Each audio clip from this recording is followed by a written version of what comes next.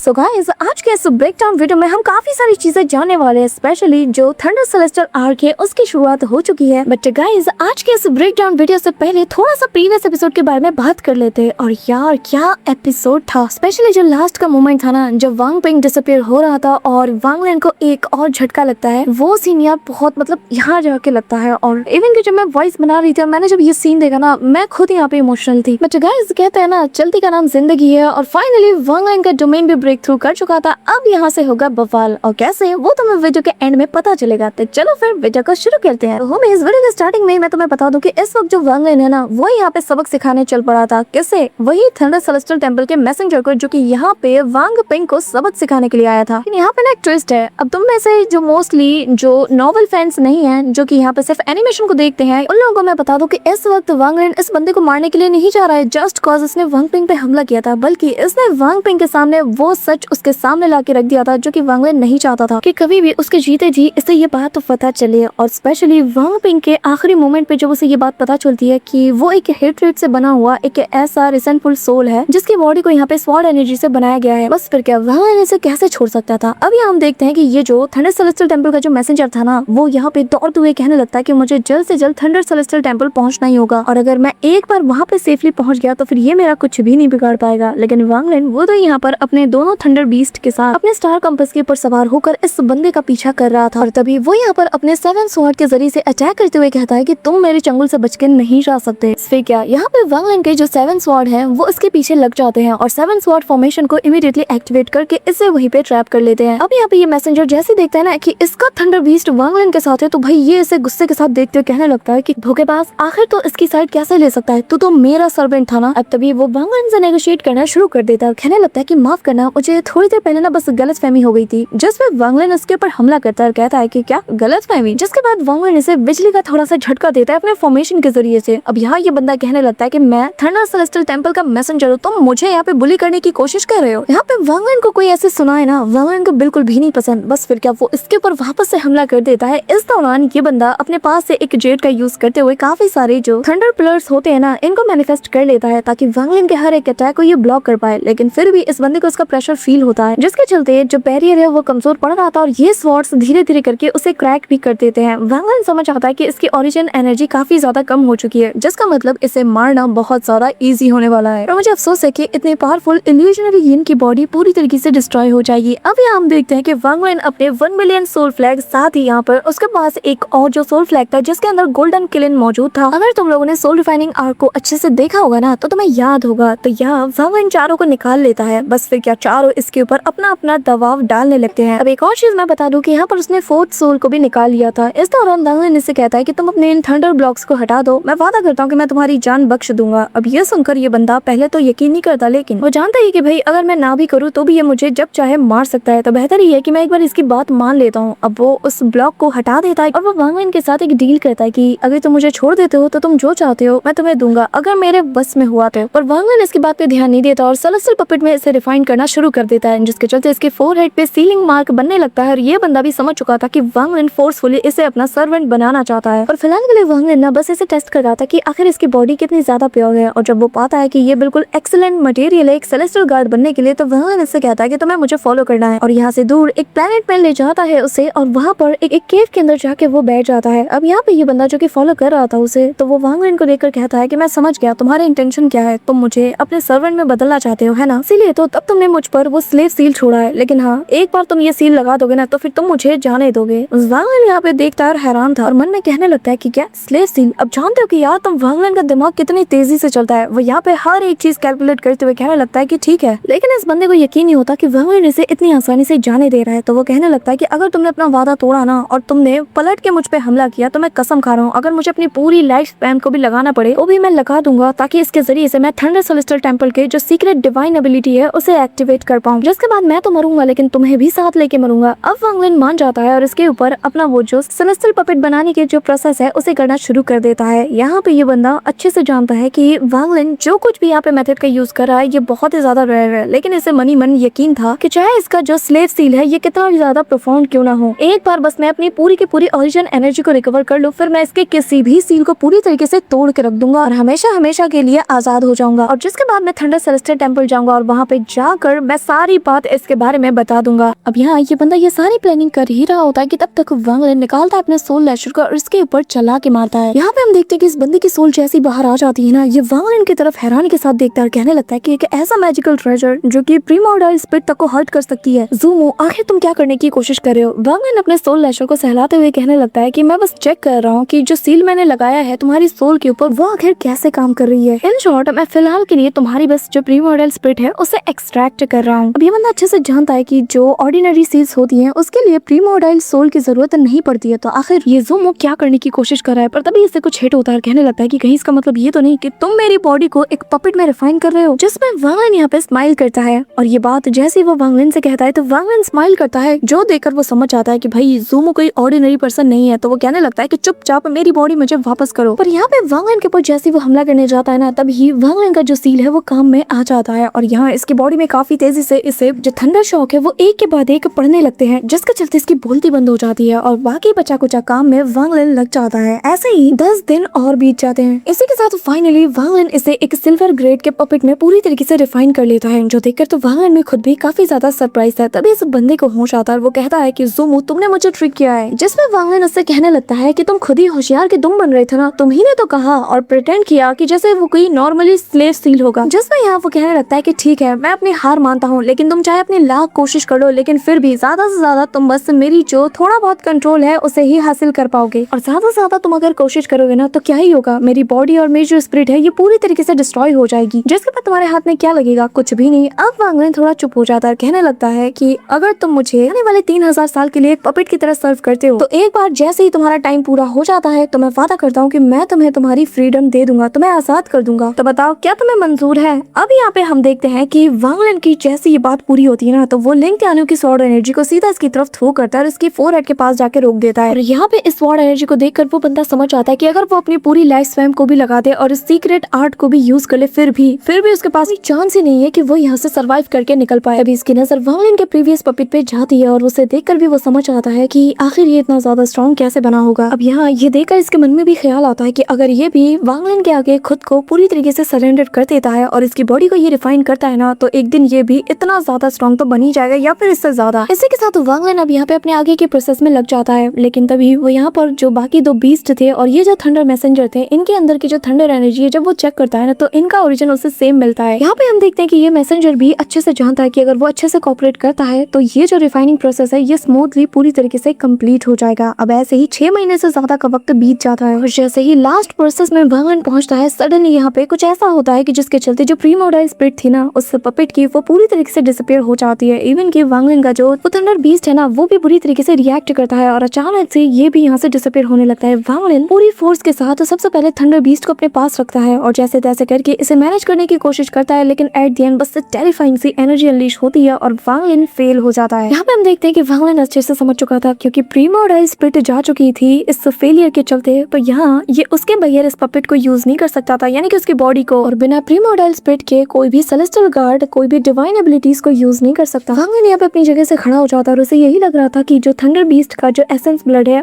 वो और ये जो बंदा है इसकी इल्यूशनरी यिन बॉडी का यूज करके वांग लिन एक मिड ग्रेड का सेलेस्टियल गार्ड यानी कि सेलेस्टियल पपेट को रिफाइन कर सकता है, पर वो इसमें नाकाम रहा। पर वांग लिन इस बात से खुश था कि फाइनली उसने इसकी बॉडी को एक सिल्वर ग्रेड के पपेट में रिफाइन तो कर लिया था, बस प्रीमोर्टाल स्पिरिट की दरकार थी। और एक बार अगर वांग लिन अपने प्रीमोर्टाल स्पिरिट को इसके अंदर डाल पाए ना, तो इसके जरिए से वो इसे कंट्रोल कर सकता है। अब यहाँ पे वांग लिन जो है वो उसकी जो बैग ऑफ होल्डिंग है उसे चेक करता है। यहाँ पे वांग लिन को 3 चीजें दिखती है, लेकिन जिसमें सबसे ज्यादा वांग लिन का ध्यान जाता है वो है एक सेलेस्टियल टेंपल का टोकन, लेकिन इसके आसपास काफी पावरफुल थंडर बैरियर लगा हुआ था। तो वांग लिन अपनी ओरिजिन सोल जो कि एक एंशिएंट थंडर ड्रैगन है उसे बाहर निकालता है, सीधा इसके जरिए से वो उसके अंदर एंटर हो जाता है, जहाँ उसे एक हेवन एंड अर्थ वाला कल्ड्रन मिलता है। अब वांग लिन को याद आता है कि ये तो वही जायंट सा कल्ड्रन है जिसे कि इस बंदे ने एक बार इसके अगेंस्ट यूज भी किया था। साथ ही यहाँ पे इस कल्ड्रन को ना जो रियल में इससे रिफाइन करने में भी यूज किया जाता है, पर वांग लिन जानता है कि इसे भी यूज करने के लिए उसे वर्ल्ड्स की ओरिजिन एनर्जी का यूज करना होगा, और बिना इल्यूजनरी यिन स्टेज पे पहुंचे वांग लिन कभी भी इस चीज को कास्ट कर ही नहीं सकता। तो वांग लिन इसे साइड में रख देता है, लेकिन वांग लिन को एक जेड मिलता है जो कि असल में थंडर ओरिजिन स्पेल है, जिसके जरिए से 9 हेवन के डिवाइन थंडर को भी यहाँ पे समन किया जा सकता है। अब वांग लिन इस प्रोसेस को समझने में बैठ जाता है, जहाँ वर्ल्ड की ओरिजिन एनर्जी को सबसे पहले अब्सॉर्ब करना होता है, जिसके बाद इल्यूजनरी यिन की जो एनर्जी है उसे क्लीन करते हुए कॉर्पोरल यांग में उसे टेम्पर करना होता है, और जिसके बाद जो वर्ल्ड की ओरिजिन एनर्जी है उसे तुम कल्टीवेशन ओरिजिन एनर्जी में ट्रांसफॉर्म कर सकते हो। विच मीन गाइस, अगर वांगलिन को आगे ब्रेक थ्रू करना है तो इस प्रोसेस के चलते वांगलिन अपने बॉडी के अंदर ही ओरिजिन एनर्जी को बना पाएगा, और जितना ज्यादा ये बना पाएगा उतनी जल्दी ये ब्रेक थ्रू भी कर पाएगा। नॉवल प्लान से रिलेट कर सकते हैं। यहाँ पे वांगलिन को हैरानी हो रही थी कि यार इसके जरिए से जो वर्ल्ड की थंडर एनर्जी है उसको मैं अपनी कल्टीवेशन ओरिजिन एनर्जी में ट्रांसफॉर्म कर पाऊंगा, और इसके जरिए से मैं बहुत इजीली अब सेकंड स्टेप में भी जा सकता हूँ। अगर मैं आज से शुरू करता हूँ ना तो फिर सेकंड स्टेप जाने तक का जो रास्ता था वो मेरा हाफ रह जाएगा, बस इस मेथड के चलते। अब वांगलिन यहाँ पे जानता है कि ये जो स्पेल इसके हाथ लगाए ना ये इसके लिए कितना ज्यादा मायने रखता है, लेकिन अगर मेरे पास थंडर बॉडी ना होना और मैं बिना थंडर टेक्निक के तो कभी भी इस चीज को परफॉर्म नहीं कर सकता, ऐसा तो मेरी बॉडी डिस्ट्रॉय हो जाएगी। अब वांगलिन को समझ आता है कि क्यों थंडर सेलेस्टियल टेंपल के जो मैसेंजर्स होते हैं वो थंडर के साथ इतनी आसानी से कैसे खेल पाते हैं, क्योंकि उनकी बॉडी होती ऐसी है। उनके लिए ये जो नॉर्मल थंडर होती है ये कोई बहुत बड़ी बात नहीं और इनकी बॉडी आसानी से इसे झेल सकती है, और इसी के चलते ये लोग ऑल हेवन स्टार सिस्टम के किसी भी इलाके में पलक झपकते पहुंच भी जाते हैं। वांगलिन यहाँ पे अपने हाथ में थंडर सेलेस्टियल टेंपल के टोकन को लेता है और कहने लगता है कि जब तक मेरे पास ये टोकन है ना कोई भी मुझे पहचान ही नहीं सकता कि मैं असली हूँ या नकली। अब यहाँ पे वांगलिन जो सेलेस्टियल जेड्स का जो बैग होता है ना इसे जैसे ओपन करता है तो भाई स्पेस में ना एक क्रैक बन जाता है और इसके अंदर से सेलेस्टियल जेड्स की बारिश होने लगती है। ये देखकर तो वांगलिन हैरान था कि एक थंडर सेलेस्टियल टेंपल के मैसेंजर के पास इतना ज्यादा वेल्थ है। वांगलिन देखकर ये हैरान था कि इतने सारे सेलेस्टियल जेड के फाउंडेशन के हिसाब से ना एक लेट स्टेज का जो एक्सीडेंट है वो पलक झपकते ही इसके जरिए से ब्रेक थ्रू कर सकता है। बस फिर क्या वांगलिन लग जाता है इसी काम में, सारे के सारे सेलेस्टियल जेड्स को क्रश करते हुए वो इनकी ऑरा को एब्सॉर्ब करना शुरू कर देता है। अब यहाँ धीरे धीरे करके इसका कल्टीवेशन लेवल भी बूस्ट होता है। फिर सर्दियां भी आ जाती है और फाइनली 6 महीने के वक्त के बाद इतना लंबा इंतजार आखिरकार पूरा हुआ।